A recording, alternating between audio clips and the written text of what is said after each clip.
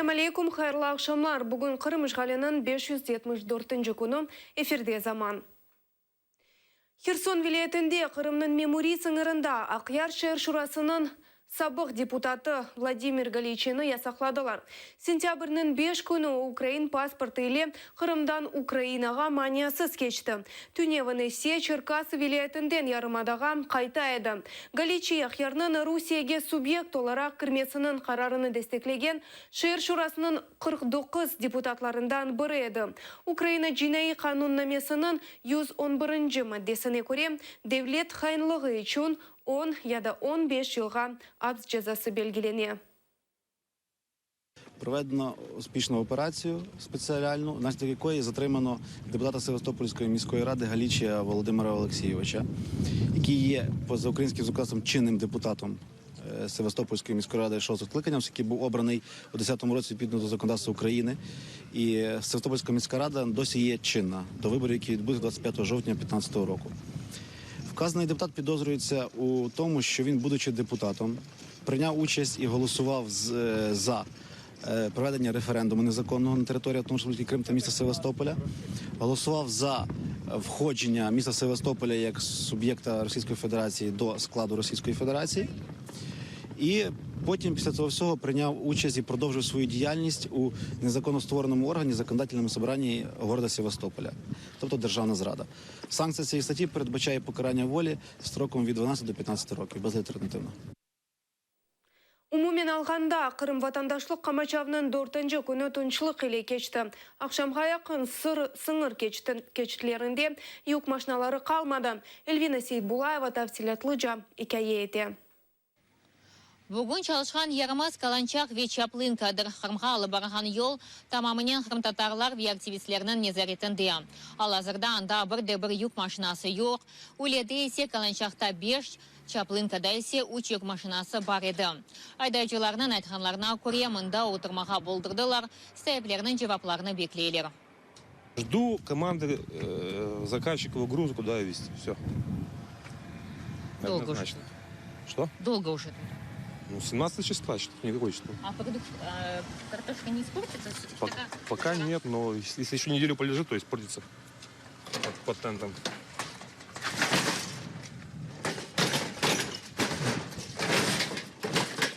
Получается, вы же вообще ничего не выиграли, да? Ничего не вырвал, ничего не заработал, ничего. Дома семья ждет. Дома семья, дети. Yük maşinalarının aydavcıları mahsulat blokadasını yapılğanını anlayırlar. Onların reberleri malını artqa qaytarmaq kararını aldılar. А что везете? Комбикорм. Да. А почему приняли решение все-таки выехать за? Ну, сказали, не пустят, и оплачивать простое тоже никто не будет. Так что сказали возвращаться на базу. Все вернули зима. Один за всех, все за одного. Ну, в Крыму, конечно, дороже. Раза в 2, чем здесь у нас. Yük maşinalarının aydavcılardan biri Aleksandr. Aytkanına göre maşinada 24 tonna kartop. Mahsulatını Kırım'da bekleyler. Yarımada'da sahibinin biznesi var. Kıtada bu mal olga gerek mi? Onun için aydavcının işini para tölemege istemiyor. 5 суток. Втомилися? Напевне, бачите, не бритий, не митий, відчуття неприємне. Що думаєте робити? А що мені робити? Я з пустим баком. У мене картошка чужа, хазяїна нема. Він каже, що мені картошка в Херсонській області не потрібна, вона мені потрібна в Симферополі. Розраховуватися не хоче. Коштів нема вернутися. Не знаю, як порішати, аби розрахувалися. Багато тонн. 24 тонни. 24 тисячі по фракту. Привіз за 1600 кілометрів звідси. Затрати своїх коштів на 17 тисяч. Не знаю, що з тою картошкою робити. Чи мені віддадуть кошти, чи не віддадуть, де її скинути. Вони теж вирішують. Ukrayna sınırından Kırım'a hiçbir tolu yük maşına geçip olamadı. Aktivistler Yarımada'dan kelgen hepsi maşinalarını toxtatıp, yaxşı etip teşkireyler. Onlar hepsi boş. Yengil maşinalar ise Kırım'a ve Yarımada'dan serbest geçilir. Все, можно ехать, да? Да. Здравствуйте, а куда едете? Вперед! Это туда. А что Киев? Ще раз слава Україні! Героям слава! Қаланчақта ешбір фура жоқ, yollar açıq. Бүгінгі нәтижелерінен Қырым татарлар мемнунлар. Оларның фікіріне көре бұл блокада Қырымны Украинаға қайдарылмасына бір адымдыр. Я крымская татарка, гражданка Украины, и считаю действительно целесообразным и правильным показать Крыму, насколько тяжело без Украины. То есть на сегодняшний момент за 1,5 года мы не дали им такой возможности почувствовать, как тяжело без украинских товаров, как тяжело без украинского электричества. То есть они не могут сейчас делать действительно выводы какие-то более-менее правильные. А после этого, желательно было бы провести еще раз референдум и услышать голос большинства. Правильный, верный голос. Крым вернется. В любом случае он вернется, я надеюсь, что очень скоро, причем не каким-то насильственным путем. Қаланчақта Вечаплынкада чадыр құрылды. Анда активистлер нефбечілік япалар, бұндан да қайрамында махсус ашханелер де çalışмақта. Сегодня у нас плов, да? 2 вида у нас салатов. Салат со свежих овощей, с баклажан. Я вообще сама киевлянка. Приехали мы сюда помогать татарам крымским. Потому что то, что сделала Россия, мы с этим тоже не согласны. Вот и все. Мы их тоже не бросим в беде. Мы вообще поддерживаем блокаду Крыма. Понимаете, почему Россия должна на нас зарабатывать деньги? Почему? Это неправильно. Мал ашайт блокадасы бұл ғалибенің тек бір қысымыдыр. Оның үшін активистлер сынарларда қалмаға девам етелер.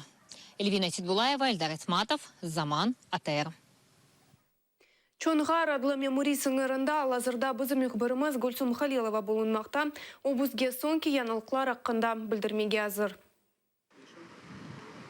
Ақшамлар қайырлы олсын. Чаңғар сынырында да бүгін ешбір шейден үшмеді. Мұнда фуралар асылда жоқ. Чаплынка ве Қаланчақта да фуралар енді қалмады.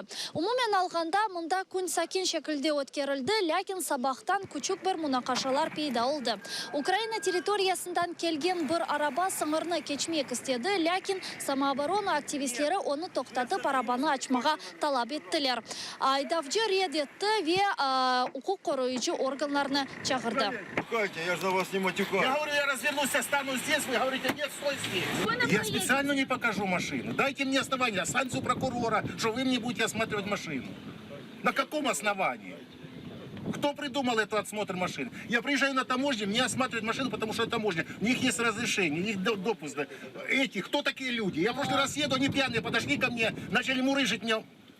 Дальше что? Извините, здесь была бы очередь. Осмотреть эту машину, осмотреть. Я не собирался ее обыскивать, я не имею права обыскивать. Осмотреть я обязан.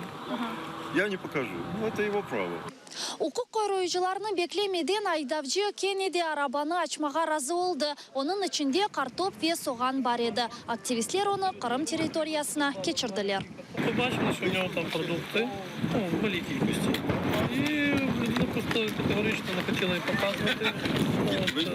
Видно, боявся, що ми в нього цю картоплю і цибулю заберемо.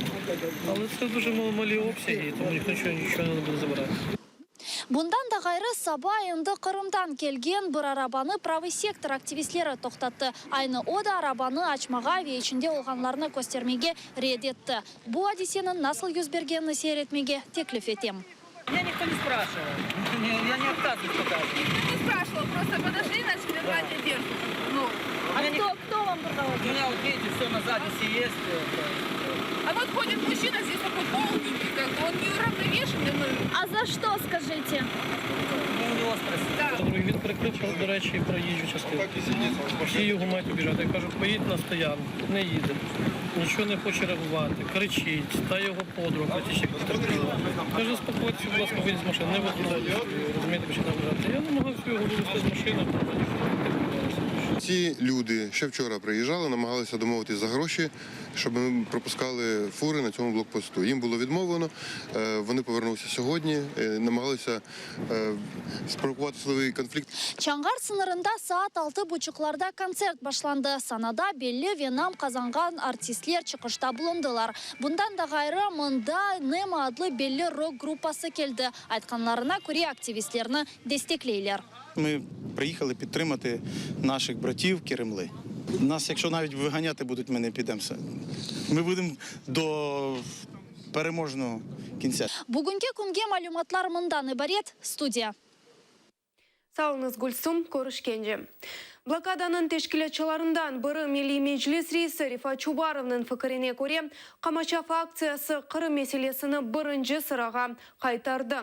Оның айтқанына көре Қырым татарларының ярдымымен блокада умум Украин акцияға чевірілмекте. Кеченлерде Чубаров Қырым Камачавның невбеттеке басамаға Қырымға электрик энергиясының берілмемесін олажағына аққында білдірген еді. Русия Херсон вилеті мемури сыңырда кечірілген Қырым Камачавы иле бағлы меселені халқара тешкілатларда көтережек ола. Русия тыш ішлер нәзірлігінің білдіргеніне көре, бұл меселе Русияның ресурслары иле алатлежек.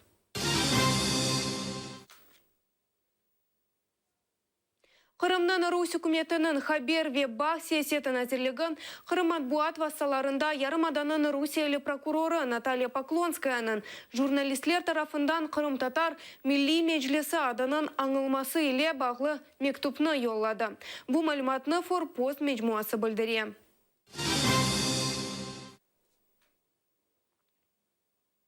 Дегер хаберлерге кечеміз.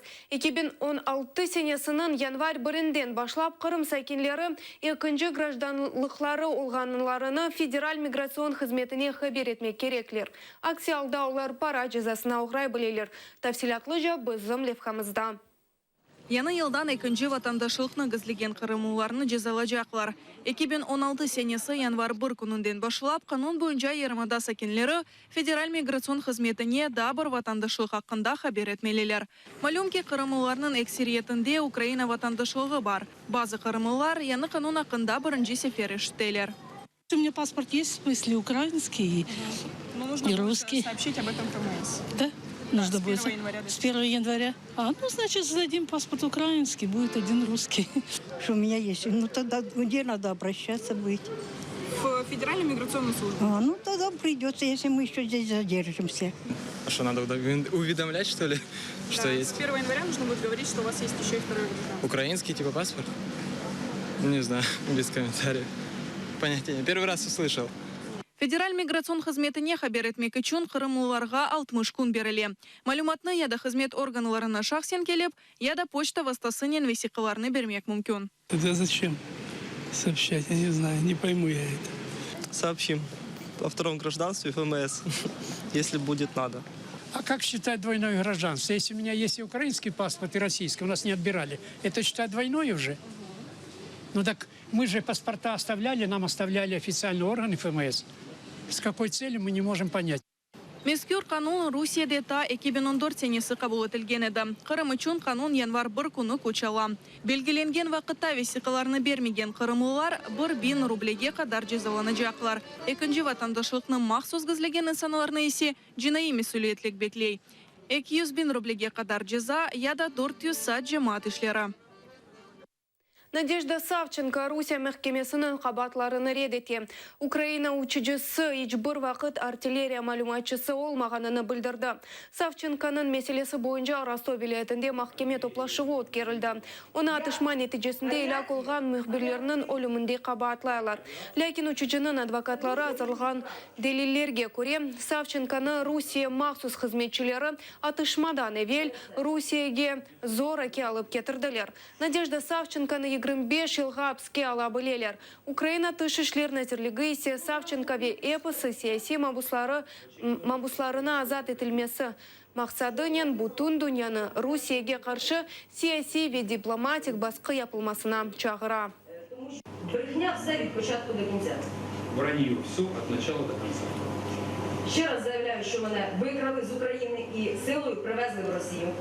Еще раз заявляю, что меня выкрали с территории Украины и силой привезли в Россию. Що в моєму викраденні були задіяні слідчі органи слідчого комітету, які зараз мене звинувачують. Что в моем похищении были задействованы следственные органы Следственного комитета, которые сейчас меня обвиняют. Що я не бачила, де знаходились журналісти. Что я не видела, где находились журналисты. Не знала ніколи цих журналістів. Не знала никогда этих журналистов. Так як і тих місцеве населення мирне.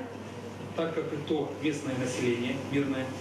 Я ніколи в житті не стріляла по людям без зброї. Я никогда в жизни не стреляла по людям без оружия. Я солдат, а не вбивця. Я солдат, а не убийца. Dünyanın çeşit köşelerinden musulmanlar hacılıkka keldiler. Saudi Arabistan'a milyondan ziyade insan teşrif buyurdu. Beyaz kiyimlerini takıp Mekka'dan hacılar Arafat dağına yol alacaklarında ise bütün esas vakalar olup geçecek. Umumen Mekka'ga bu sene 2 milyondan ziyade musulmanlarının gelmesi beklenilir.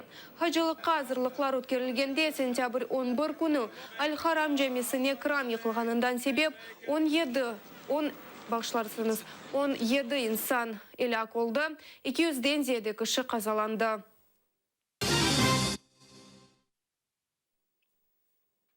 Moskvada 10 yıllık tamir işlerinden son Cuma cami açıldı. Tantanalı açılış tedbirinin iştirakçıları arasında Rusya Prezidenti Vladimir Putin, Kırım Muftiyi Emir Ali Ablayev, Türkiye ve Kazanistan prezidentleri ve diğerler bulundular.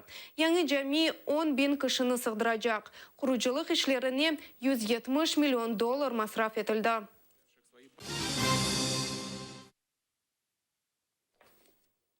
Kırım'da krizinin Çatalkaya mikrorayonu 25 yıllığını kaydetti. Yarımadanın Cenubi tarafındaki bu köyge Kırım Tatarlar sürgünlükten sonra kaytmağa başladılar. Tafsilatlıca bizim levhamızda. Tedbir sükunet dakikasının başlandı. Toplangan insanlar ölgenlerinin ruhlarına dua okudular. Bismillahirrahmanirrahim. Elhamdülillahi Rabbil alemin. Rahmanirrahim. Maliki yevmiddin. Yalı boyunda bu yerlerini Kırım Tatar halkına geri kaytarmak için çok insan güreşti. Onlardan birleri Gulnar Seytumerova. Nazik kız olganına bakmadan şu günleri bar küçüm ile güreşti, dep hatırlay. Bu yerlerde sürgünlükten evvel onun babası yaşagan. Gulnara hanımның istegi, büyük arzusu onun evlatları ana vatanında doğup bu yerde yaşaması oldu. Тяжело было. Нас как провоцировали, скажи, Жан, вызывали, так делали, чтобы мы вышли на оскорбления отвечать. Нас приходили, унижали. Специально власти подкупали людей, посылали. Но мы не подкупились. Я хочу, чтобы мои внуки, мои дети, предки на этой земле были.